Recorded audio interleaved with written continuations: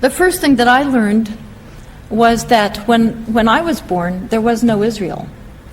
It did not exist. There was Palestine, a region that had been around, of course, for many centuries, and so the question is, if Israel didn't exist when I was born, where did Israel come from, and where did this conflict come from? To answer that question, you don't go back 1,000 years or 2,000 years or whatever. You just go back to the late 1800s, and you find that Palestine was under the Ottoman Empire. It was a multicultural land, about 80% Muslim, 15% Christian, 5% Jewish, all living on the land, all practicing their religions fairly harmoniously, without significant conflict at all. So what happened to this land? You don't change places chronologically, but you do geographically. And you discover that if you go to Europe, there was a movement in Europe that started in the late 1800s called political Zionism that developed a wonderful shining slogan, a land without people for a people without land. Zionism, political Zionism in particular, was the belief that there needed to be a Jewish state somewhere in the world. They considered Uganda, Argentina, they considered parts of North America for the Jewish state, and eventually they settled on Palestine because of biblical connections from 2,000 years before. Now, if you'll think of that slogan, a land without people for a people without land, that I grew up with, it sounds wonderful. I think we would endorse that, except it was not a land without people. It was fully inhabited. One of the early Zionists that came wrote back to his family back in Europe about what he had found, Palestine. The simile was to a bride. And he said, I have seen the bride. She is beautiful, but she is married. So sadly, nevertheless, the immigration continued by Zionists to Palestine to create a Jewish state. And as we know, indigenous populations do not, especially over time, welcome their colonists with open arms, especially as the colonists increase in number and as it becomes clear that the intention is to dispossess 95% of the people who are already there. As a result, there was the tragic but predictable violence, with innocent lives lost then as now on both sides, then as now the vast majority of them, the Palestinian Christians and Muslims. The immigration continued and the violence continued over the decades, jumping ahead now to 1947. After World War II, the British had taken over the mandate from the Ottomans after World War I. After World War II, the British finally, with all the violence between the two groups and against the British Empire as well, decided to turn over the question of Palestine to the United Nations to solve. The United Nations at this point had the option of affirming a bedrock principle of democracy and of the United Nations itself, which was self-determination of peoples. Or they could revert to the medieval version where an entity, gives someone else's land away, divides it in half. Well, sadly, I believe for the world and for everyone, the United Nations, rather than affirming self-determination of peoples in which the people there would decide their own land, their own government, their own country, etc., they decided to recommend a partition plan in which half of it would be given to a Jewish state and half of it to a Palestinian Christian and Muslim state. Well, apart from it being coerced from an outside agency, not self-determination, let us examine this compromise solution to this conflict. Sometimes compromises are necessary, that's reality. But when you examine this one, you discover, first of all, it wasn't half, it wasn't 50-50. It was that one side was getting 55% and the other 45%. And the group that was getting 55% was not the group that had lived there for centuries and had originally been 95% of the population. It was the group, the newly arrived group. So the Jewish state was going to get 55%. To me, this made no sense. So I wondered, I knew that there was a lot of immigration. It had increased in numbers over the years, especially under the Nazi atrocities. So I thought, well, maybe they had become 55% of the population, and perhaps it was a rational kind of compromise. Well, you look at the numbers, the immigration had caused a massive increase in population size, but it was still only 30%. So the group that was 30% was getting over half. That didn't make sense to me, so I wondered, well, perhaps it's land ownership. Land ownership could be a rational approach. This, in some cases, had been a well-funded immigration. The Rothschild banking family, in some cases, had funded some of these efforts. The intention had been to dispossess the people through just buying up all the land and pushing them out that way. So maybe they had succeeded and they owned 55% of the land. Well, the land ownership, the Jewish land ownership, had gone up significantly. Originally it was around 1%. It was a very urban population. It had gone up to, at most it appears, about 8%. Most historians say 5 to 6%. So a group that, let us say, owned 8% of the land was being given 55% of the land. I think, as history has shown us, the more inequitable, the more unjust a situation is, the more violence that results, not the reverse. So rather than leading to more peace, it led to more violence. And there was an outright war, the war of 47 to 49. This war is called in Israel the War of Independence.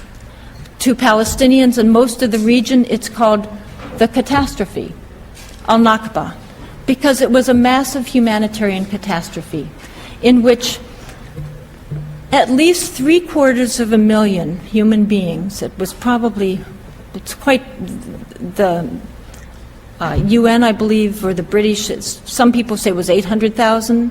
It may have been even higher than that. At least 3/4, pretty much of the entire Palestinian population was forced off their land, violently forced through extremely violent means, including a number of massacres. Much of this violence, and I believe half the massacres, occurred before Israel had even declared independence. So the myth, if any of you grew up with the myth of 5 Arab armies besieging little Israel, may not know that a great deal of the ethnic cleansing occurred before a single Arab army had joined the conflict, and that even once the Arab armies joined the conflict, the Arab and Palestinian forces were smaller in number and in weaponry, considerably smaller than the Zionist Israeli forces were. So there was a massive, what the Israeli historian Ilan Pappé has called ethnic cleansing. That really is the accurate term for what happened. These refugees, according to international law and according to international morality, have the right to return home. But Israel does not allow them to return to their homes. So this is one of the key factors in the conflict today, and it's a factor the U.S. media almost never talks about, but it's significant. Again, jumping ahead to some of the massacres during this period. To 1967, we find that Israel attacked, at the end of that war, Israel had conquered 78% of Palestine, so the Palestinians were down to 22%. Then in 1967, Israel again attacked its neighbors, as it did in every single war except for one. And in this case, they conquered the West Bank, the Golan Heights, and the Gaza Strip. These are occupied territories. They are not part of Israel, except for Israel decided to annex the Golan Heights. The people there don't agree to that, but that's what Israel did. The West Bank and Gaza Strip are occupied territories. They are not part of Israel. They are Palestinian territories. During this period, by the way, Israeli forces, this was the Six-Day War, also attacked a U.S. Navy ship operating in international waters, the USS Liberty. They killed 34 American servicemen, injured 174 of them. The decks were running with blood. This was, according to Admiral Thomas Moore, former chairman of the Joint Chiefs of Staff, this was an act of war by the State of Israel against the United States of America. And this was an act of murder against American servicemen. Again, according to Admiral Thomas Moore, testifying on Capitol Hill, I believe it was in 2003. I was there. Highly significant testimony, not reported in the American media. If you look on our website, you will see it's in the congressional record, An op-ed by Admiral Moore was in the Stars and Stripes newspaper, and the Associated Press uncharacteristically actually did a story about that. Nevertheless, do a LexisNexis search and you just don't find, something like 10 newspapers out of hundreds reported anything to do with it. Since 1967, by the way, taking land by conquest is no longer legal under international law in today's world.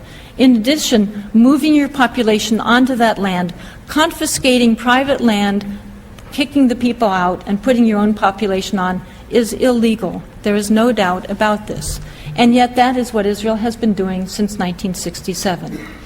Every single one of those red dots is an illegal Israeli colony on Palestinian land. The red dots in Gaza have been removed as they were required to be removed by international law. So those are no longer there. Instead, Gaza is just largely a prison. Israel controls the borders, the airspace, etc. So it no longer has those red dots, it's just one big prison. But the West Bank now increasingly, while those settlers were taken out of Gaza, the amount of land taken in the West Bank increased significantly, and the number of settlers that moved onto that land increased significantly. That also was not reported by our media. So there is a lot of context that is extremely important to know that our news media aren't telling us. When I began to look into this, this was all new to me back in 2001. I had not known this was going on. When I began to look into it more and more, after several months, it seemed to me that this was so significant that it seemed to me that if what I was starting to learn was true, then it appeared that our national interests and needs as a nation were the opposite of what we were being told, and our moral responsibilities as human beings were the opposite of what the media were leading us to believe. It seemed so important that I finally decided to quit my job and to go and see for myself. And so began the most unusual trip I've ever undertaken. Many years before, I had been in the Peace Corps in Afghanistan. In that case, I was taught the language, I was married, and I had a very official support system behind me, the Peace Corps. In this case, I was going to be traveling alone, and I had no support system whatsoever of any kind. As I landed on February 7th at 8 p.m., my return flight scheduled for 1 month later, I experienced a sudden pang of the disquiet I had been trying to ignore. What was it going to be like for me, as an American female, to wander alone through a Muslim land that was in the middle of a violent uprising, and that was at the very epicenter of a region portrayed widely as extremely hostile to women in general and to Americans in particular? What was it going to be like? Well, as I wandered haphazardly and randomly throughout the Palestinian territories, throughout the West Bank and Gaza Strip, I discovered that once again, these are more myths about this region that are as untrue as they are widely held. I was welcomed and invited to stay in people's homes. I was treated with respect and completely safe, except when I came too near the Israeli military. I was welcomed whenever people heard that I was an American. The invariable response was welcome. And yet, this is what our media show us. Now they should. All of these pictures I'm showing you, I took myself, including these. This is what we see in our media that consistently reinforces Palestinians as terrorists, frightening images to us. If you look at this picture, sadly, I think I must have ruined the photograph that these photojournalists were taking because I was taking these pictures myself.